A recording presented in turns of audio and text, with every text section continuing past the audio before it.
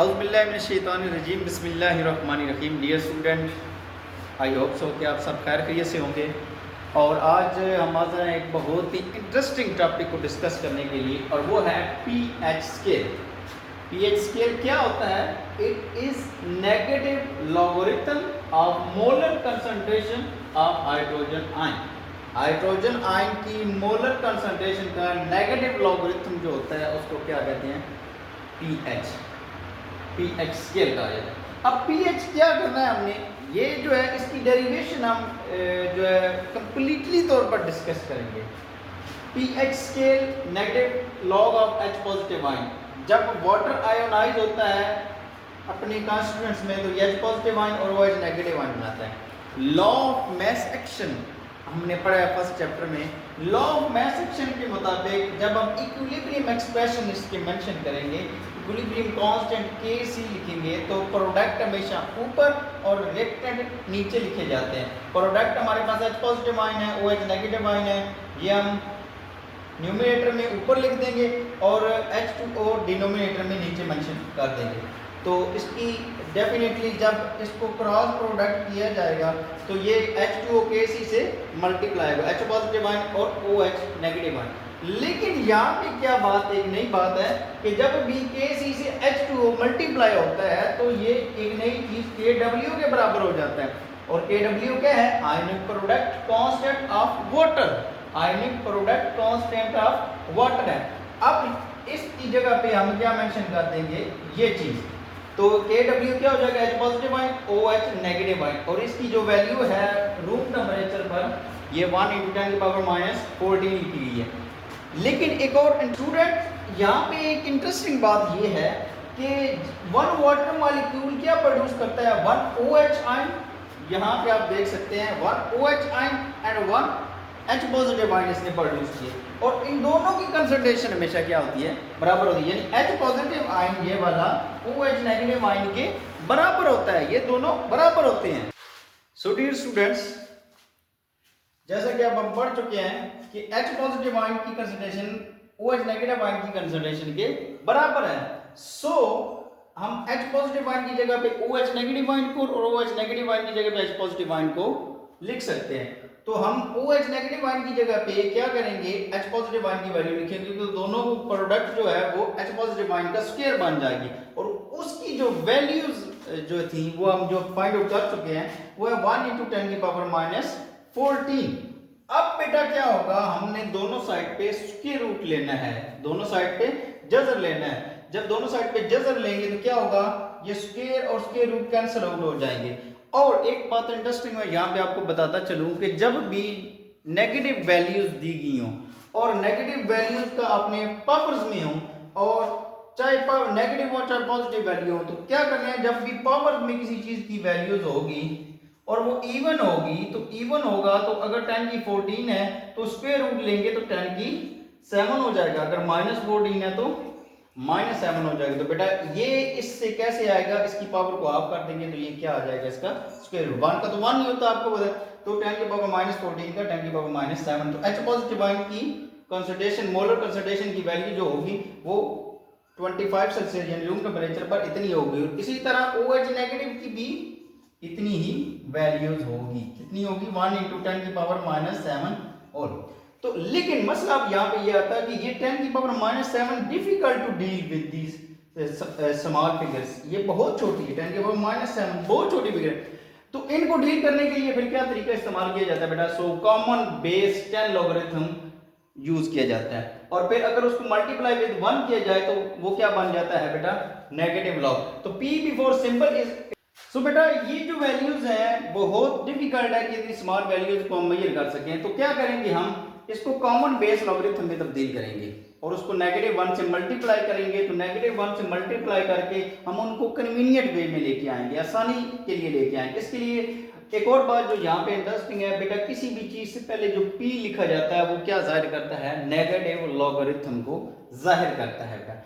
इन्हीं की बुनियाद पे बेटा एक स्केल डेवलप किया गया जिसको फिर पीएच स्केल कहते हैं। पीएच स्केल डील किस चीज के साथ कर रहा है? For molar concentration of H positive ion called pH scale. Molar concentration जो होती है बेटा उसको फिर हम पीएच स्केल कहते हैं। PH is equal to negative log of H positive ion. इसी तरह पीओएच जो होगा वो भी हम आगे जाके डिस्कस करेंगे, उसको क्या कहेंगे। तो पीएच नेगेटिव लॉग ऑफ 1 × 10 की पावर -7। ये वैल्यूज ये वाली हैं, ये वैल्यूज जो हमने निकाली हैं वो यहाँ पे वैल्यूज आ गई, यानी एच पॉजिटिव आयन की वैल्यू जो यहाँ पे हम निकाल रहे हैं वो यहाँ पे वैल्यूज पुट कर रहे हैं। तो इसमें ये नहीं घबराना कि यहाँ से ये डायरेक्टली कैसे आ गया।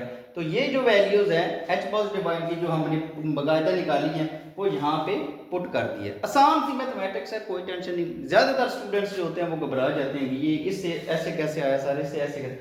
बिल्कुल घबराने की जरूरत नहीं है। एक एक स्टेप आराम से जो है इसको वीडियो को देखें और एक एक स्टेप क्लियर होता जाएगा आपको। स्टेप बाय स्टेप हम चलिए, अब इसको हम सॉल्व करेंगे ये कैसे आगे चलता है।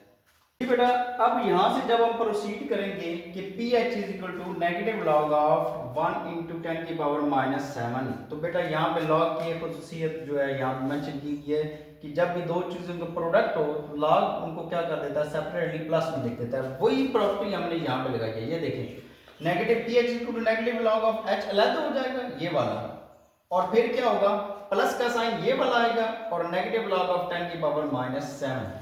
तो बेटा हमें पता है कि log ऑफ 1 9th में हम पढ़ चुके हैं कि log ऑफ 1 बेशक क्या होता है 0 की इक्वल होता है। उसकी जगह पे हम यहाँ पे 0 पुट कर देंगे और नेगेटिव log ऑफ 10 की पावर -7 है। तो माइनस इंटू प्लस जब दो अपोजिट साइन होते हैं तो उनको डेफिनेटली हम माइनस ही लिखेंगे। लेकिन यहाँ पे कोई प्रॉपर्टी लॉग की हमने यूज बेटा करनी है कि जब भी पावर में कोई चीज दी गई हो तो वो चीज स्टार्ट में आ जाती है। ये log ऑफ x की a है जो a log ऑफ x लिख दिया, तो ये बिल्कुल यहाँ पे ये मैंने रूल अप्लाई कराया है। तो नेगेटिव ये वाला आ जाएगा, -7 ये ऊपर वाला यहाँ पे आ जाएगा इनटू log ऑफ 10। तो बेटा एक और लॉग में हम चीज मेंशन कर चुके हैं कि log ऑफ 10 जो होता है वो 1 होता है।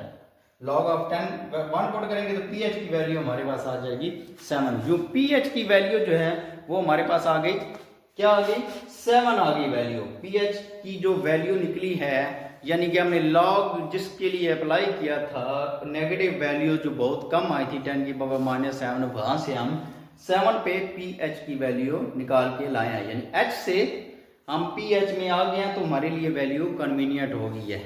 तो स्टूडेंट्स जैसा कि हमने अभी पढ़ा है कि pH की वैल्यू जो आई है वो 7 आई है, तो हमने ये भी पढ़ा था कि H पॉजिटिव आयन की कंसंट्रेशन OH नेगेटिव के इक्वल था। तो अगर pH की वैल्यू बेटा 7 आ रही है तो pOH की भी डेफिनेटली फिर इसी हिसाब से इन दोनों को कंपैरिजन करेंगे तो ये 7 ही आएगी। सो जब ये देखा गया कि pH और pOH को प्लस किया जाए तो 7 + 7 हमारे पास कितना आता है, 7 + 7 कितना आ गया 14 आ गया। तो इसी बुनियाद में बेटा क्या होगा, एक स्केल बनाया गया। ये स्केल आपके सामने है कि pH 0 से लेकर 14 तक, ये जो 14 वैल्यू आई है, और pOH का 14 से लेकर इसी तरह 0 तक। अगर किसी चीज की pH की वैल्यू 0 है तो उसकी pOH की वैल्यू जो होगी वो 14 होगी। इसी तरह आगे सिलसिला ये चलता रहेगा। 7 पे दोनों की एक जैसी होती है और इधर इसकी 1 है तो 13, 2 है तो 12, so as 1 आगे ये चलता रहेगा। अगर किसी भी चीज की वैल्यू pH 7 से कम है तो वो क्या होगा बेटा, एसिडिक होगा। pH 7 से ज्यादा है तो बेसिक होगा। अगर pH 7 पे है तो वो न्यूट्रल कहलाएगा। अब जरा यहाँ पे बेटा देखते हैं कि अगर इनकी वैल्यू 0, 1, 2, 3 की तकरीबन करीब आ रही है, 0, 1, 2, 3 के बराबर आ रही है, तो ये क्या है हाईली एसिडिक होंगे। ये 4, 5, 6 तक स्लाइटली एसिडिक होंगे, ठीक है, और 7 पे जाके ये न्यूट्रल हो जाएंगे। अब जैसे आगे बढ़ेंगे 8, 9, 10 तक, 11 तक होंगे तो स्लाइटली बेसिक होंगे, थोड़े बेसिक होंगे, स्लाइटली मतलब थोड़े बहुत बेसिक होंगे। और जैसी वैल्यू आगे बढ़ती जाती है 13, 14 पे हम पहुंच जाते हैं, 12, 13, 14 पे हम पहुंच जाते हैं तो हाईली बेसिक हो जाएगी, जिनको हम कंसंट्रेटेड कहते हैं। कंसंट्रेटेड हालत में, प्योर हालत में जो चीज होती है, जैसे कि हाईली बेसिक्स में एग्जांपल है KOH की, NaOH की, और इधर हाईली जो एसिडिक, जो हाईली एसिडिक होंगे इनमें हम एग्जांपल पुट कर सकते हैं H2SO4 की, HNO3 की, HCl की, और फिर ऐसे ऐसे जैसे जाते जाएंगे 7 के करीब, जैसे कि CH3COOH जो है वो स्लाइटली एसिडिक होते हैं।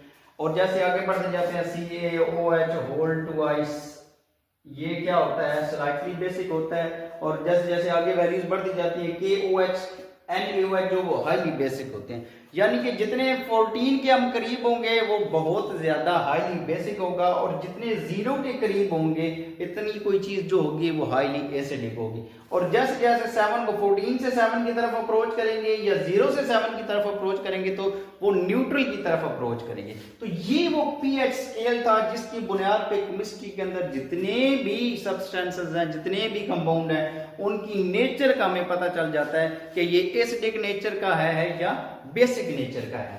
तो यूं हम इस pH स्केल, ये बहुत बड़ा कारनामा था केमिस्ट्री के अंदर, इसकी बुनियाद पे हम किसी भी चीज की नेचर चेक कर सकते हैं कि आया कि वो एसिडिक है या बेसिक है। आई होप कि आपको आज का लेक्चर पसंद आया होगा। मैंने बहुत आसान तरीके से इसको सॉल्व करने की, इसकी डेरिवेशन करने की कोशिश की है। अगर हमारी वीडियोस पसंद आए तो इनको सब्सक्राइब करें और इस चैनल को आगे दोस्तों तक पहुंचाएं ताकि वो भी आसानी के साथ केमिस्ट्री के सब्जेक्ट को ओवरकम कर सके, और इसमें जितने भी प्रॉब्लम होते हैं उनको बहुत आसानी के ज़रिए हल करके अपनी ज़िंदगी में आगे